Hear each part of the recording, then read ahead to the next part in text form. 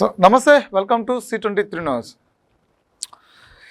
విజయవాడ నగరంలో కొన్ని రోజులుగా నడుస్తున్న ప్రధాన చర్చ ఏంటి అంటే, ఒక సిఐ స్టేషన్లో ఒక రౌడీ షీటర్ని ఒక కేసులో అంటే ఒక NBWలో తీసుకొచ్చి పరారీలో ఉన్న కథను తీసుకొచ్చి కస్టోడియల్ టార్చర్ చేసి చంపేసి అతన్ని శవాన్ని మాయం చేసేశారు అనేటువంటి ఒక చర్చ.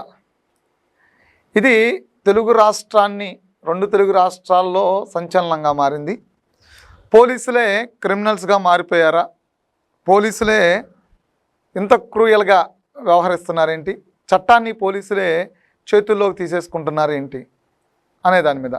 ఇంకోటి ఏంటంటే, క్రిమినల్స్ విషయంలో పోలీసులు ఇలా కాకపోతే ఇంకెలా వ్యవహరిస్తారు?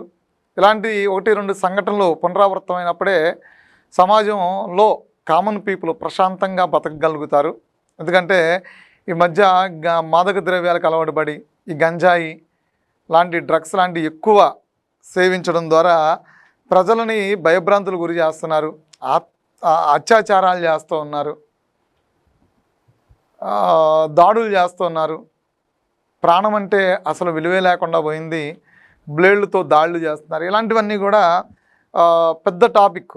కొన్ని ప్రాంతాల్లో, అందులోనూ విజయవాడ నగరంలో కొన్ని ప్రాంతాల్లో డ్రోన్ కెమెరాలు కూడా పోలీసులు ఉపయోగిస్తున్నటువంటి పరిస్థితి. ఎందుకంటే అల్లరి మోకలని కట్టడి చేయడానికి చాలా టెక్నికల్గా ప్రయత్నాలు చేస్తూ ఉన్నారు.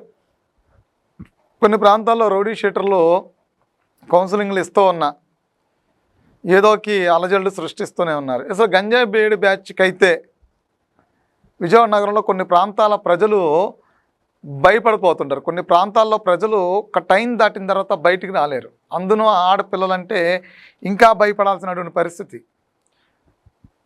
సో ఇలాంటి పరిస్థితులు విజయవాడలో ఇప్పుడున్నాయంటే ఎప్పటి నుంచో ఉన్నాయి, ఏనాటి నుంచో విజయవాడలో ఈ పరిస్థితులు ఉన్నాయి. కానీ ఈ పరిస్థితులకు పోలీసులు నిరంతరాయంగా ఏం చేస్తూ ఉన్నారు, ఏం చెక్ పెడుతూ ఉన్నారు, వీళ్ళ కంట్రోల్ చేయడానికి ఎలాంటివి చర్యలు చేపడుతూ ఉన్నారు, వాళ్ళ కౌన్సిలింగ్లు, రిహాబిలిటేషన్ సెంటర్స్, ఇలాంటివన్నీ ఏదో ఒకటి కార్యక్రమం చేస్తూనే ఉన్నారు. కానీ చాలామందిలో మార్పు రావటం లేదు. ఇప్పుడు ఒక కేసు, గంజాయి కేసులు నమోదైన తర్వాత ఈ సాయికృష్ణ మీద ఫోక్సో కేసు తర్వాత మర్డర్ కేసులు, అంటే ఎక్కడ మార్పు లేదు.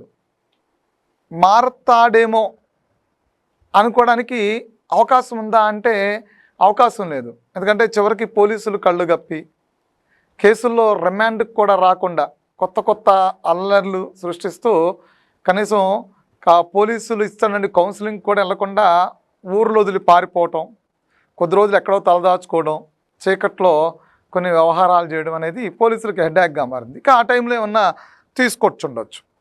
తీసుకొచ్చారు అనేది చెప్తూ ఉన్నారు. సో దీని మీద దర్యాప్తు కూడా పెద్ద ఎత్తున జరుగుతూ ఉంది. కానీ ఇక్కడ జరుగుతున్నటువంటి పరిణామాలను చూసిన తర్వాత కొంత నిష్ఠూరమైనటువంటి పరిస్థితి ఏంటి అంటే, సిఏ నాగరాజు అతను NBWలో తీసుకొచ్చాడు, టెక్నికల్ ఎవిడెన్స్ ఏదైతే ఉందో అది మాయం చేశాడు, తన్ని అరెస్టు చేసి రిమాండ్ చేయాల్సినటువంటి వ్యక్తిని కస్టోడియల్ టార్చర్ చేసి చంపేసి పూర్తిగా అతన్ని శవాన్ని మాయం చేసేసాడు. ఇలాంటివన్నీ కూడా ఇది టాపిక్ నడుస్తూ ఉంది. దాని మీద దర్యాప్తు జరుగుతుంది. దర్యాప్తు ఆఫ్టర్ సిఏ నాగరాజు నేరం చేశాడు. ఎందుకంటే ఇప్పటికే సిట్ కొంతవరకు కొన్ని క్లారిటీస్ ఇచ్చింది రిమాండ్ రిపోర్ట్లో. కస్టోడియల్ డెత్ జరిగింది, లాకప్ డెత్ జరిగింది, శవాన్ని మాయం చేశారనే విధంగా కొంత క్లారిటీ ఇచ్చారు. సరే, దాన్ని ప్రూవ్ చేసే విధంగా ఆధారాలు సేకరిస్తారా, దానికి సంబంధించి అన్ని కోణాలు, అటు పోలీసులు ఎవరైతే నాని అశోకులు అనేటువంటి పోలీసులు వీళ్ళందరూ సహకరించడం, వీళ్ళ దగ్గర నుంచి కూడా కొన్ని స్టేట్మెంట్స్ చేశారు. సో విచారణ అంతా గోప్యంగా నడుస్తూ ఉంది.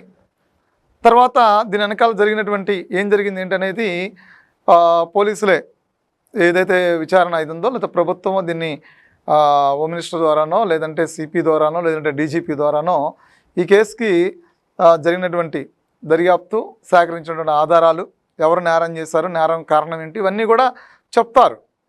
అవకాశం ఉంది, చెప్పేటువంటి అవకాశం ఉంది, చెప్పాలి కూడా. కానీ వైసీపీ చేస్తున్నటువంటి రాద్ధాంతమే ఇక్కడ తలనొప్పిగా ఉంది. ఒక కేసుకి దర్యాప్తు జరుగుతుండగా, ఒక కేసులో పూర్తి దర్యాప్తు జరుగుతుండగా సిట్ అని, తర్వాత మెజిస్ట్రేట్లు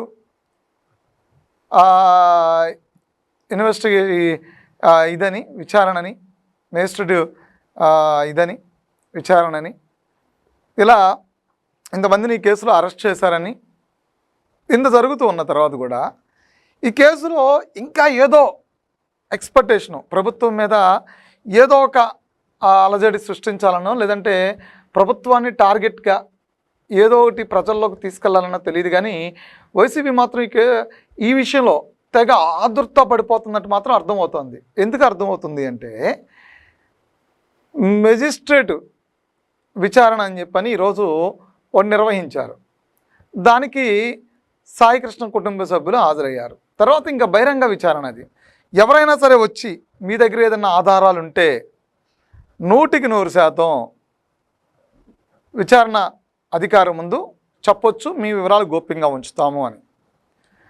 అలాంటి దానికి వైసీపీ వాళ్ళు వచ్చారు. ఇక్కడికి వచ్చి కూడా ఆ గందరగోళం క్రియేట్ చేసిన పరిస్థితి. సో ఈ కేసుని సవ్యంగా దర్యాప్తు జరగనిచ్చి ఆ కుటుంబానికి న్యాయం చేయాలనేటువంటి ఉద్దేశమా, లేదంటే ఈ కేసుని రాజకీయ ప్రయోజనాలకు వాడుకోవాలనేటువంటిది ప్రధాన ఎజెండానా? ఇక్కడ అర్థం కాని పాయింట్ అంటే ఇదే.